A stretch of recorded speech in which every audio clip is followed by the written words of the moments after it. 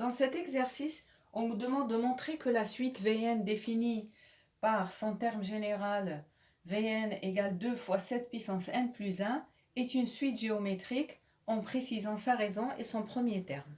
Alors pour cela, il faut calculer Vn plus 1 sur Vn et montrer que Vn plus 1 sur Vn est constant.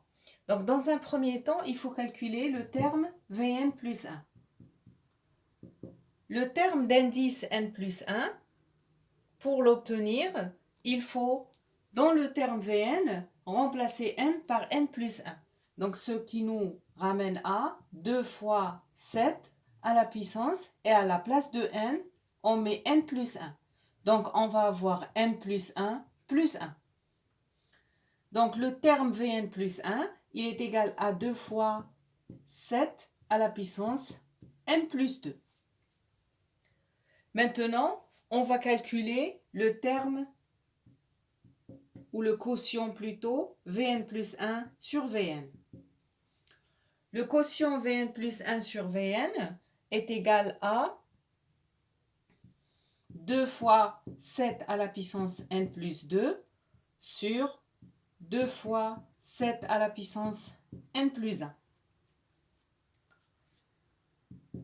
Alors, dans un premier temps, on va pouvoir simplifier ici 2 et 2. Donc 7 à la puissance n plus 2 peut s'écrire 7 à la puissance n fois 7 à la puissance 2 sur, pareil, 7 à la puissance n plus 1 peut s'écrire 7 à la puissance n fois 7 à la puissance 1. On a une multiplication ici, nous pouvons simplifier 7 à la puissance n avec 7 à la puissance n, en haut et en bas, et ça nous fait 7 au carré sur 7. Donc 7 au carré, c'est 7 fois 7 sur 7. En simplifiant, le quotient Vn plus 1 sur Vn est égal à 7. Donc le quotient est constant. Ça veut dire que la suite Vn est géométrique. Donc Vn est une suite géométrique. Alors, deux raisons.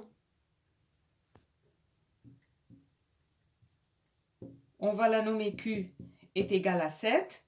Et il faut préciser le premier terme. Donc, et de premier terme, le premier terme, ça sera V0. La suite est définie pour tout entier naturel n. Alors, pour obtenir le terme V0, il faut remplacer dans le terme général n par 0. Donc, ça va faire V0 égale 2 fois 7 à la puissance 0 plus 1, ce qui est égal à 2 fois 7 à la puissance 1, c'est-à-dire 2 fois 7, et ça nous donne 14. Ainsi, nous venons de préciser la raison et le premier terme de cette suite géométrique. Et l'exercice est terminé.